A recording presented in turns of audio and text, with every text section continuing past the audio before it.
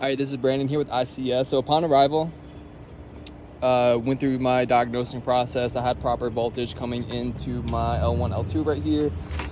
From there, I did notice on my main PCB, it did not have any lights.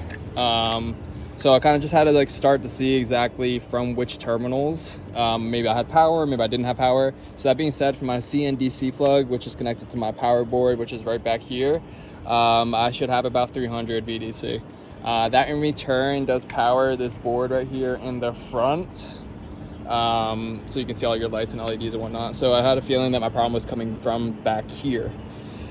That being said, I went through troubleshooting, tested resistance between all my controls, disconnected my fan, tested resistance between my CNDC plug right here. And this whole front control board did ohm out fine. I didn't see any problems with that. That being said, once I was done kind of testing all my resistance and everything, I did, this before anything was taken apart, I did supply power back to it, and I could already smell something even when I got here, like something happened. Plugging power, I heard a bzzz coming from the back of the power board right there next to the ACTM module. Unplugged it, plugged it back in, seen it again and heard it again, but I smelled something. I was like, okay, that's weird. Come up in here, and I heard something shaking inside there even when everything was off, and it's one of them bugs from China, and you can see its legs are all like burnt, and this thing is burnt to a crisp right now. He was sitting on that terminal right there, and he shorted between like that heat sink and the board, and I heard him, and he was laying right underneath, and I heard him like short that board and like fall over.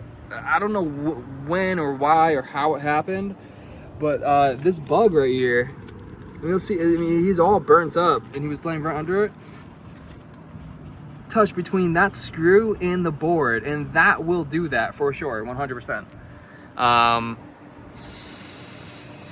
And this was after I had already diagnosed that the power supply board needs to be replaced, the ACTM needs to be replaced, and he's recommending the noise filter on this as well. And I believe it's because that bug took out the power supply board, which in return cannot feed proper power to this main PCB. And just because the noise filter and the ACTM and power board, they all work in conjunction with each other, he is recommending as well to go ahead and change the noise filter and the ACTM right there.